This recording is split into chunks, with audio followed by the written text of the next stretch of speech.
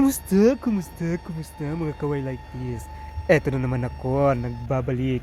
Ito yung panibagong kaalaman ng tuturo natin sa inyo. Ito ay CPC o Corrosion Preventive Compound. Ano ito? Ito ay chemical na i-apply natin sa structure ng eroplano para maiwasan natin yung corrosion at masira yung structure ng eroplano. Ayan na, ipapakita ko sa inyo yung mamaya yung mga application kung paano natin i-apply yung isang CPC.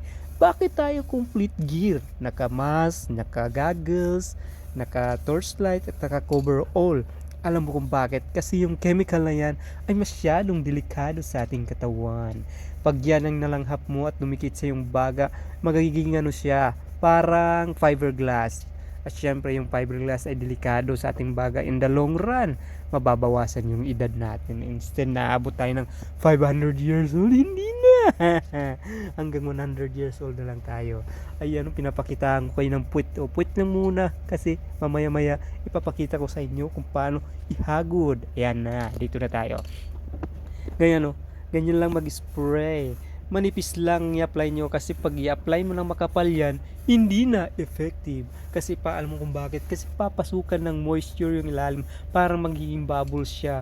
Kaya manipis lang para kapit na kapit at syempre dikit na dikit. Ayan lang o, manipis lang para ka lang nagpipintura ng structure ng eroplano. Sa loob nga lang. Anyway, nasa loob muna pala tayo ng empennage or DHS compartment. Nasa loob yung buntot ng eroplano, may loob yan, may access door tayo. Kanina pumasok tayo, di ba?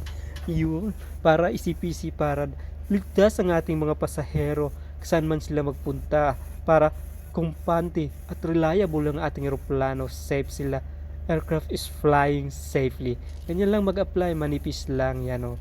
Huwag mo siyang kakapalan kasi tutulo yan, tsaka hindi na siya effective. Bibilisan ko na kasi masyadong mahaba ang ating video.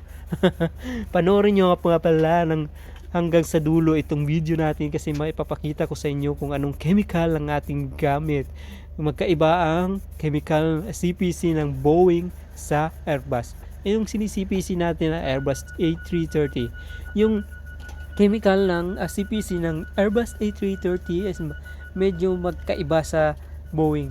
Yung A330 sa Airbus na chemical ay medyo orange o medyo pula siya ng konti. Pero yung sa Boeing na CPC ay medyo light in color pero makintab. Yun yung kaibahan. Pero yung effectiveness nila ay paras lang. Matibay din sa structure. Protektado ang yung aeroplano. Ganyan lang, binilisan ko na para pag nag-break time, makapag-cellphone na ako kasi mabilis ako natapos. Pati singit-singit, walang makakaligtas. A-applyan natin yan lahat para yung corrosion takot sa ating structure. Ganyan lang mag-apply, manipis lang. Parang spray-spray ka lang ng konti pero huwag mong ilapit masyadong spray para hindi siya tutulo. Ayan yung finished product natin, medyo orange.